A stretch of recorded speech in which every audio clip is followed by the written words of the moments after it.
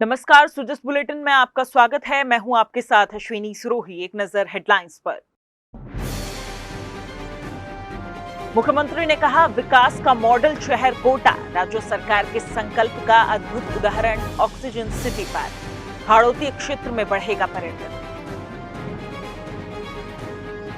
राज्य सरकार की योजनाओं से महिलाएं बन रही सशक्त और आत्मनिर्भर। शिक्षा सेतु बना बालिकाओं और महिलाओं को दोबारा पढ़ाई से जोड़ने का माध्यम। श्रीगंगानगर जिले में शुरू हुआ एपिकोत्सव। माथे पर तिलक और फूलों की माला पहनाकर नए मतदाताओं को सौंपे एपिक कार्ड। मुख्यमंत्री श्री अशोक गहलोत ने कोटा में नवनिर्मित ऑक्सीजन सिटी पार्क का लोकार्पण किया। इसके बाद पार्क का अवलोकन करते हुए पार्क के बारे में पूरी जानकारी ली। इस अवसर पर उन्होंने कहा कि यहाँ के कार्यों से दूसरे जिलों के जनप्रतिनिधियों और दूसरे राज्यों की सरकारों को भी प्रेरणा मिलेगी। इस अवसर पर उन्होंने कहा कि कोटा का ऐतिहासिक विकास स्वर्णिम अक्षरों में लिखा जाएगा। कभी पर्यटन में पीछे रहने वाले हाड़ौती क्षेत्र ने इतिहास रचा है। यहाँ का विकास राज्य सरकार और स्थानीय जनप्रतिनिधि के मजबूत संकल्प का अद्भुत उदाहरण है। राजस्थान के पर्यटन में कोटा का जुड़ना बड़ी सौगात है। अब कोटा विकास मॉडल की तरह प्रदेश के विभिन्न शहरों में भी कार्य कराए जाएंगे।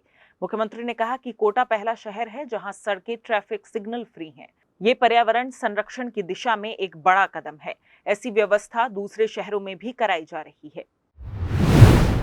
ये कोटा कोई जमाने में जेके के फेल होने के बाद में इंस्ट्रूमेंटेशन लिमिटेड भी बंद हो गया।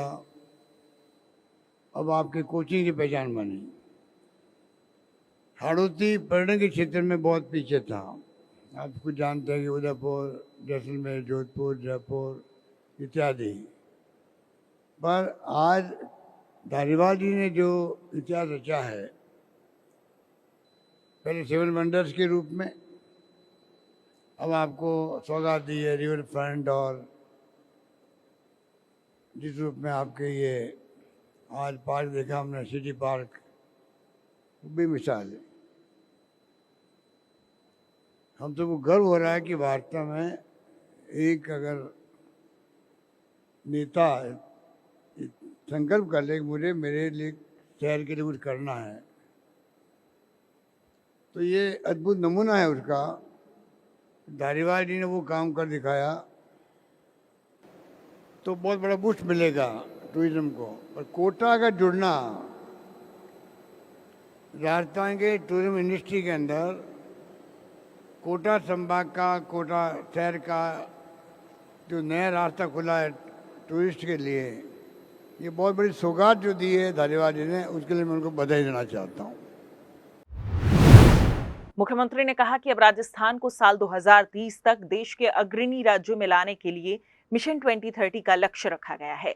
इसमें 1 करोड़ लोगों से सुझाव और विचार लेकर विजन 2030 डॉक्यूमेंट इसी महीने जारी किया जाएगा। उन्होंने प्रदेशवासियों से वेबसाइट, विभागों, जिला प्रशासन और वीडियो कॉन्टेस्ट के जरिए अपने सुझाव देने का आह्वान किया। राजस्थान पूरा जो है 2030 मॉडल के रूप में हमने जो लॉन्च किया है, आपको जान के खुशी हो जाएगी होगी। करीब 1 लाख लोगों ने अभी तक, मुझे कहते घर है, जैसे कोरोना के अंदर पूरा प्रदेश खड़ा हो गया था, धर्मगुरु हो, एक्टिविस्ट हो, पॉलिटिकल कार्यकर्ता हो, कोई कमी नहीं रखी, कोई भूखा नहीं सोएगा मैंने कहा था, कोई निभाया। उसी रूप में हमने आह्वान किया है सरकार की तरफ से, 30 सितंबर को डॉक्यूमेंट बनेगा, विजन डॉक्यूमेंट बनेगा। इसी 30 सितंबर को तैयारी चल रही है, सुझाव दे रहे हैं लाखों लोग। 1 करोड़ से अधिक लोग अभी तक अपने सुझाव भेज चुके हैं, ऑफलाइन ऑनलाइन। तो मुझे खुशी है कि डॉक्यूमेंट बनेगा, आगे आने वाली पीढ़ियों के काम भी आएगा और एक दृष्टिकोण बन जाएगा। आगे आने वाले वक्त में राजस्थान जो है, किस प्रकार से आज हम पहुँचे हैं जहाँ पर, वहाँ हम कह सकते हैं कि राजस्थान एक मॉडल स्टेट के रूप में उभर रहा है। आज आर्थिक दृष्टिकोण से, आर्थिक विकास दर से हम लोग उत्तर भारत नंबर 1 बन गए हैं। मुख्यमंत्री श्री अशोक गहलोत कोटा के उम्मेद स्टेडियम में आयोजित सांस्कृतिक कार्यक्रम में भी शामिल हुए। महोदय के कार्यों से बहुत प्रसन्न है और ये प्रसन्नता आपकी चिरजीवी रहने वाली है। कोटा का विकास इसी तरह से होने वाला है और होता रहेगा।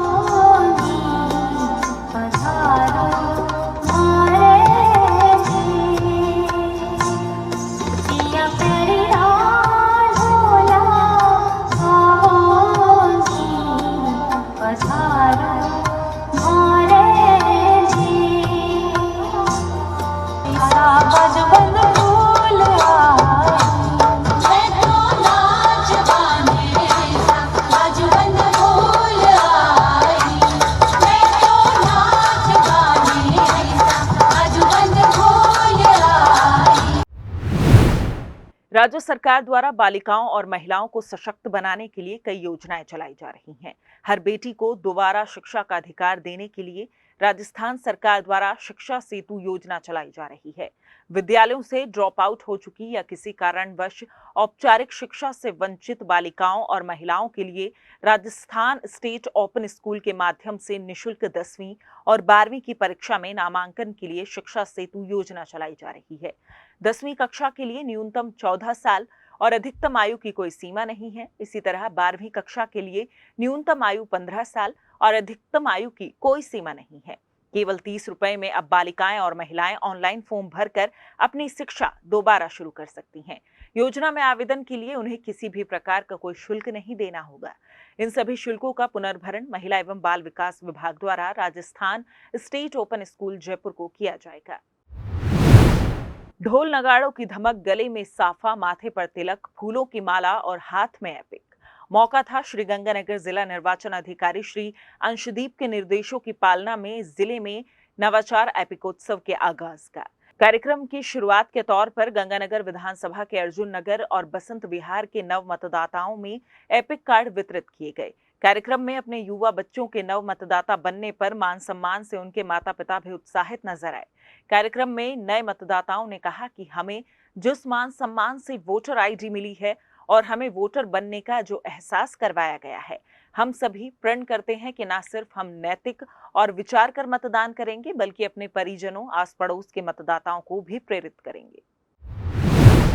आगामी विधानसभा चुनावों को लेकर स्वीप गतिविधियों द्वारा आमजन को मताधिकार और मतदान प्रक्रिया से अवगत कराने और 100% मतदान सुनिश्चित करने की दिशा में जागरूक करने के लिए जोधपुर जिले में स्वीप गतिविधियों का प्रभावी क्रियान्वयन किया जा रहा है।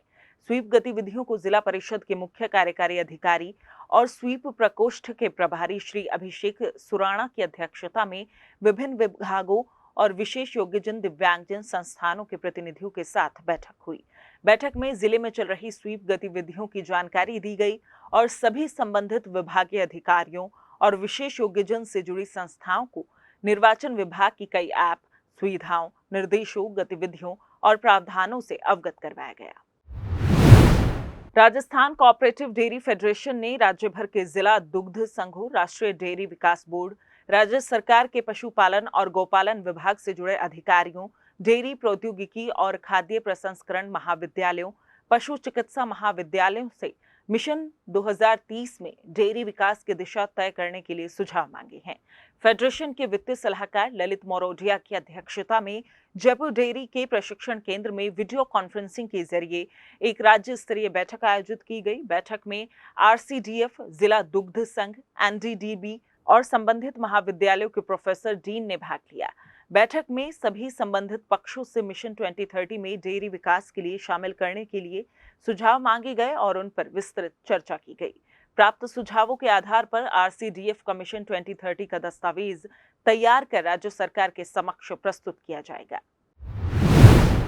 राजस्थान मिशन 2030 के कल जारी परिणाम के पहले विजेता रहे जयपुर जिले के मनीष जांगीर, जिन्हें 1 लाख रुपए का पहला पुरस्कार मिला। उन्होंने पशु संवर्धन और संरक्षण पर आधारित वीडियो बनाकर साझा किया था।